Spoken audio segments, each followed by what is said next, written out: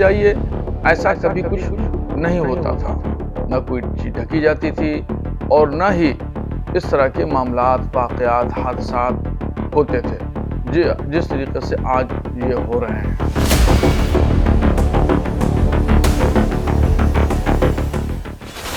ये शाही जामा मस्जिद का इलाका है जहां पर आप देख सकते हैं कि दीवारों को पन्नियों से और कहा जाए तमाम तरीके से ढकने की कोशिश की गई है और आप देख सकते हैं कि तिरपाल लगाया गया है ताकि दीवारों पर रंग ना पड़ सके और यहीं से ही जो होली का जुलूस है वो निकलेगा और उसको लेकर के एक फ्लैग मार्च यहां पुलिस प्रशासन की तरफ से निकाला जा रहा है।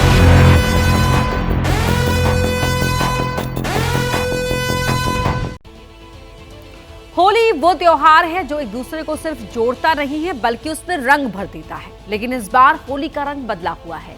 इस बार होली की आहट के साथ हवा में अजीब सा एक तनाव खुला हुआ है और इसके लिए जिम्मेदार वो गैर जिम्मेदाराना बयान है जो त्योहार के रंग में नफरती जहर घोलने की कोशिश कर रहे हैं। होली के मौके पर मस्जिदें पहले भी ढकी जाती रही हैं, लेकिन देश को इस तरह बांटने की कोशिश तो नहीं होनी चाहिए।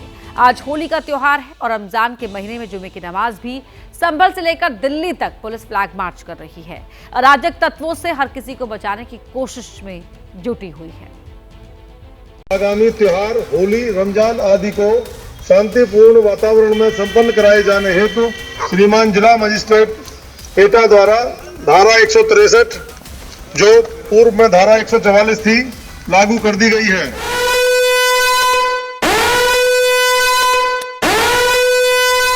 उत्तर प्रदेश के एटा जिले में होली के मौके पर एहतियातन प्रशासन ने पूरे जिले में धारा 163 लागू कर दी है, जो दिनांक 7 मार्च 2025 से 7 मई 2025 तक लागू रहेगी।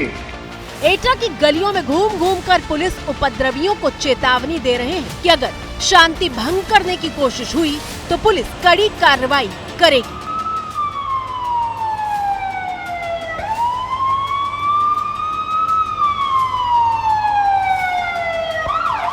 ऐसी दशा में एक स्थान पर 5 या 5 से अधिक व्यक्तियों का एकत्रित होना निषेध किया जाता है।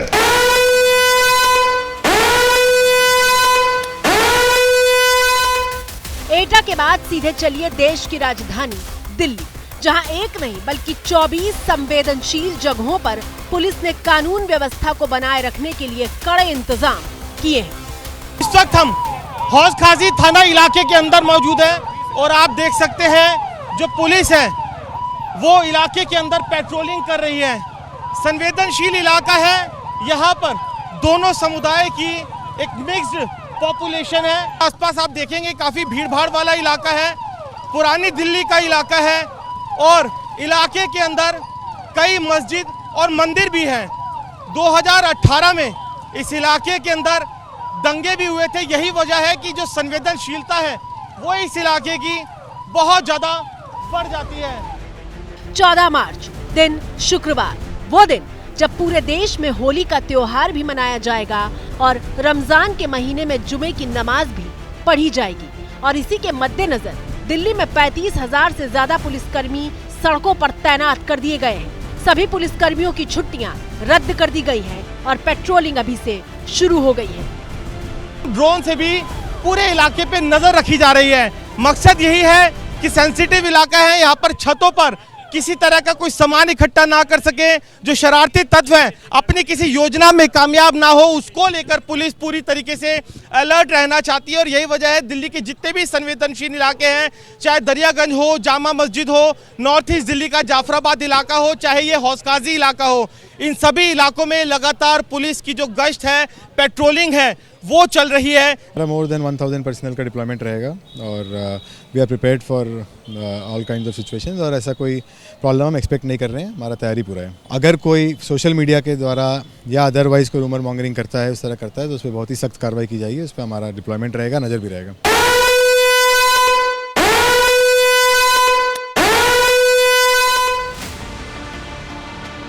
और इस वक्त आपकी स्क्रीन पर जो तस्वीरें मौजूद हैं वो देश के जाने पहचाने जा चुके यूपी के संभल से आई हैं।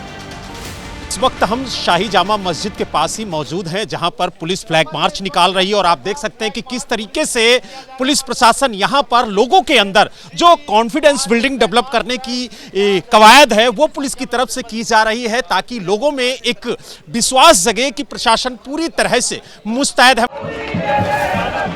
वो संभव जहां होली के रंग भी दिखाई दे रहे हैं और यहाँ की सकरी गलियों में फ्लैग मार्च करती पुलिस के कदम ताल की आवाज भी सुनाई दे रही है।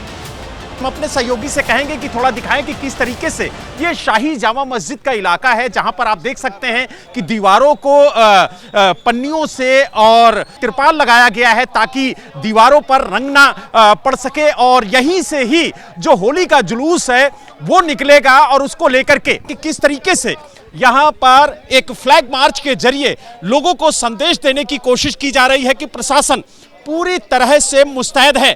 सभी इस चीज़ के लिए निर्भय रहें कि होली का में कहीं भी कोई गड़बड़ी होने दी जाएगी, बल्कि जिसने भी गड़बड़ी करने की कोशिश की कड़ाई से निपटा जाएगा और होली सकुशल बनाया जाए, यही है। इस फ्लैग मार्च में संभल के सीईओ अनुज चौधरी भी आपको दिखाई दे रहे होंगे। होली पर नमाज और उससे जुड़े विवादित बयान देने के बाद अनुज चौधरी का पहला बयान सामने आया है। फूड पेट्रोलिंग की जा रही है, बस यही है, कानून व्यवस्था के लिए की जा रही। तैयारी लगातार है, कल आज को नहीं लगातार ही है, शुरू से ही पर्याप्त फोर्स लगाया हुआ है सब जगह। दरअसल होली और रमजान पर जुमे की नमाज को लेकर विवाद सबसे पहले संभल के डीएसपी अनुज चौधरी के बयान से ही शुरू हुआ था। तो मेरा स्पष्ट संदेश ये है, जिस भाई को होली खेलनी हो उस दिन वो बाहर निकले, और जिसमें कैपेसिटी हो रंग झेलने की, जिसका बड़ा मन हो वो बाहर निकले। यदि आपके ऊपर कोई रंग गिर गया तो इसका मतलब नहीं, यदि रंग गिर गया तो फिर तो यदि वो जगह यदि आप लगते हो इतना खराब होगी तो उसे कटवा दो ना उस हाथ को जहां लग रंग गिर गया। और उसके बाद तो सिलसिला शुरू हो गया।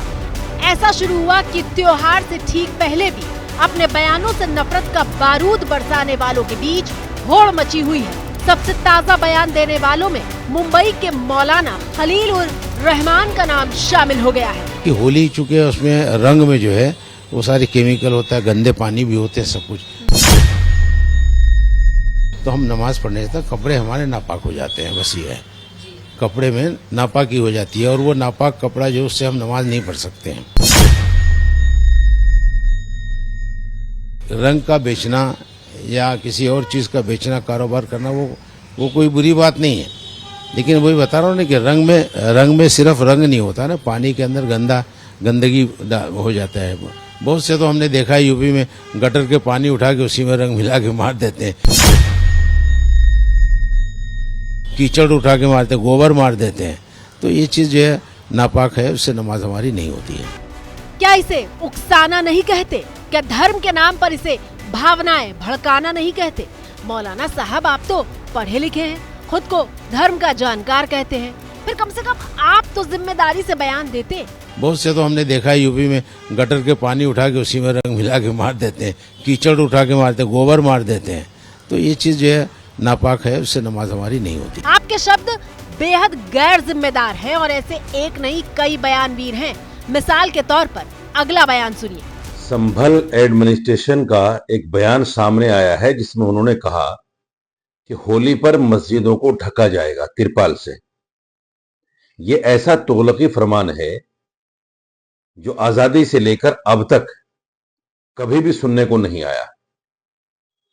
सवाल यह है कि सारे फरमान मुसलमानों के लिए और मस्जिदों के लिए क्यों है? कभी मुसलमानों से कहा जाता है कि वो घरों में बैठे, बाहर ना निकलें होली पर। अब नया फरमान जारी हो गया कि मस्जिदों को ढक दें।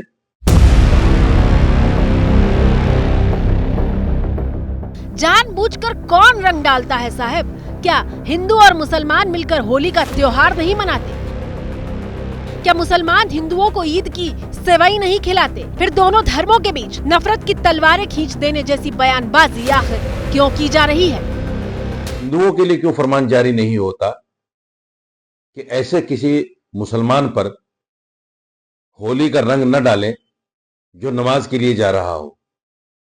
या उनको ये क्यों नहीं कहा जाता कि मस्जिद के आसपास न फटके नहीं तो उनके खिलाफ कार्रवाई होगी। मुसलमान इतना मजबूर नहीं है। मुसलमानों की खामोशी का नाजायज फायदा मत उठाओ। प्रशासन तो अपना काम कर ही रहा है। ये आप लोगों की बयानबाजी का ही नतीजा है कि होली जैसे त्योहार के ठीक पहले उत्साह से ज्यादा तनाव महसूस हो रहा है और ये काम दोनों पक्षों की तरफ से बराबरी से किया जा रहा है। भारत में भारतीय संस्कृति भारतीय संविधान के हिसाब से रहें, और जिनको लगता है कि नहीं हमें भारतीय संस्कृति में पसंद नहीं है रंग, तो फिर वो देश तो पहले ही तय था 1947 में, और जिनको जाना था वो चले गए, और जो हैं तो अब तो उनको पसंद करना ही पड़ेगा ना।